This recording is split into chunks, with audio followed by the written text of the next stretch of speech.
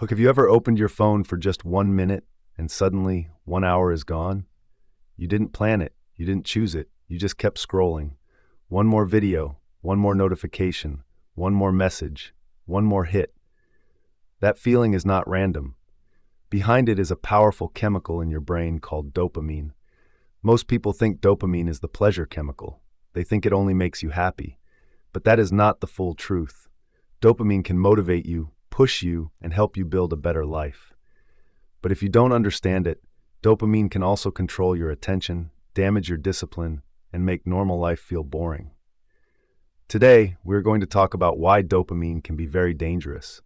Not because dopamine is evil, but because modern life has learned how to use dopamine against you. Dopamine is a chemical messenger in your brain.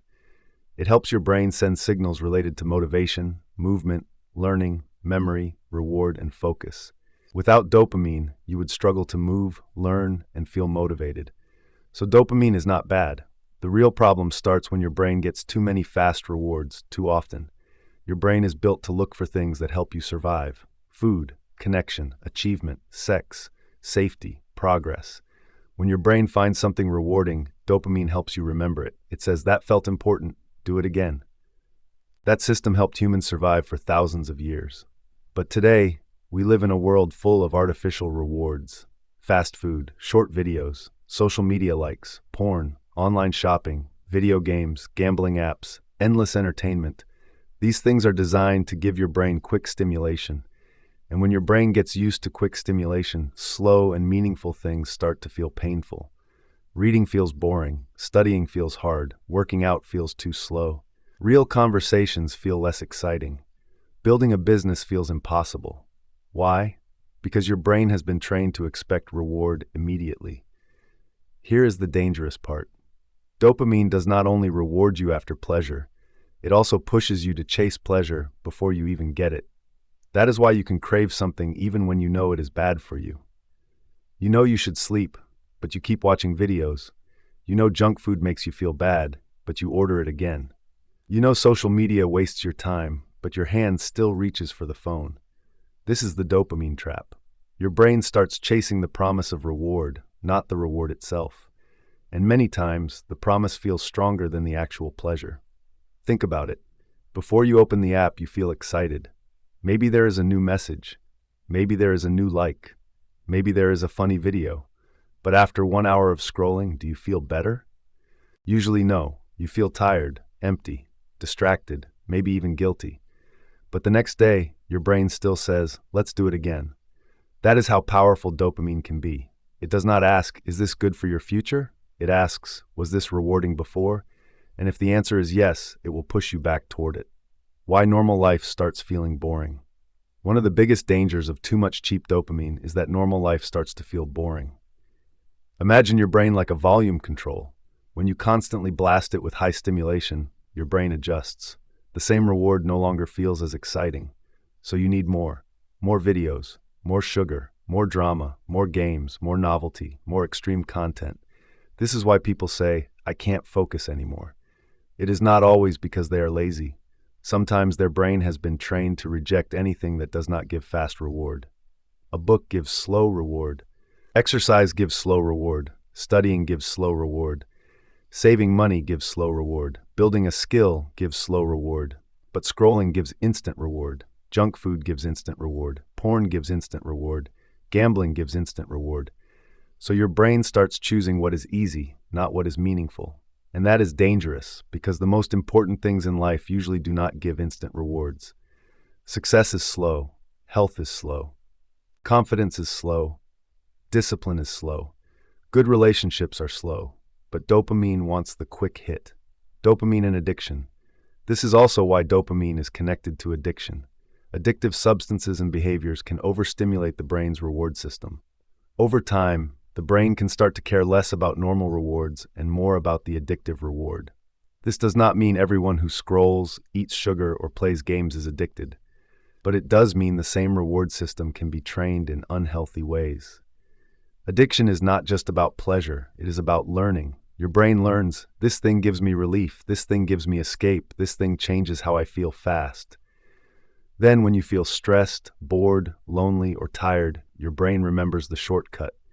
That shortcut may be your phone, it may be food, it may be alcohol, it may be porn, it may be gambling, it may be something else. And the more you use that shortcut, the stronger the connection becomes. Stress appears, craving appears, action happens, reward comes, then guilt comes, then stress comes again, and the loop repeats. That is the scary part. You may think you are choosing freely, but your habits are quietly choosing for you. The attention problem.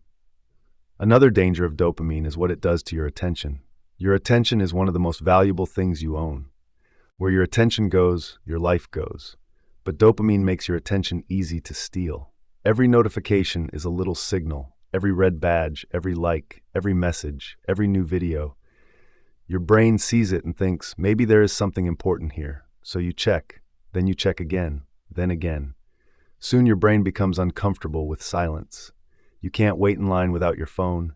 You can't eat without watching something. You can't study for 10 minutes without checking messages. You can't sit with your own thoughts. That is not peace, that is dependency. And it makes deep work almost impossible. Deep work needs patience, it needs boredom, it needs focus. But cheap dopamine trains the brain to escape the moment things become difficult. The moment a task gets hard, your brain says, let's find something easier. And your phone is always there. Dopamine is not happiness. Here is something important. Dopamine is not the same as happiness. Dopamine is more about wanting. Peace is different. Satisfaction is different. Meaning is different. You can have high stimulation and still feel empty. You can watch videos all night and still feel lonely. You can eat junk food and still feel unsatisfied. You can get likes and still feel insecure. That is because dopamine gives you the chase, but it does not always give you fulfillment. Fulfillment comes from things that are deeper: progress, purpose, connection, health, self-respect, discipline, doing what you said you would do. These things may not give a huge dopamine spike immediately, but they build a stronger life. Cheap dopamine gives you a quick reward now and often takes something from your future. Healthy dopamine gives you reward through effort, growth, and real progress. How to take back control. So what should you do? The answer is not to remove all pleasure from your life. That is unrealistic. The answer is to stop letting cheap dopamine control you. Start with one simple rule. Do not give your brain high stimulation first thing in the morning. When you wake up and immediately check your phone, you train your brain to need stimulation before effort. Instead, give yourself the first 30 minutes. Drink water, move your body, pray or meditate, write your plan, go outside, do something real before you enter the digital world. Second, make boring things normal again. You need boredom. Boredom is not the enemy. Boredom is where your brain resets.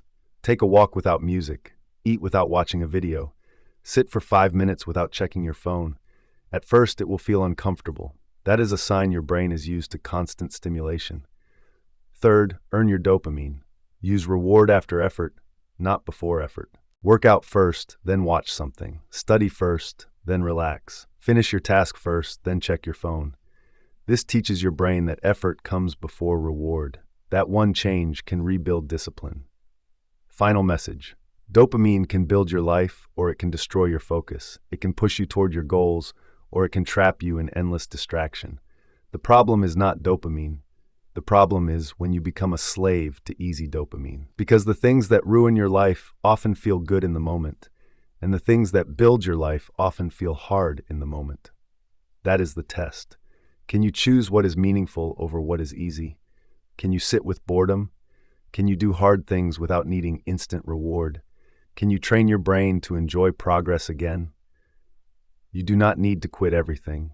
You just need to take back control. Because your attention is your life. And if you do not control what gives you dopamine, something else will control you. So today, ask yourself one question. Am I using dopamine, or is dopamine using me?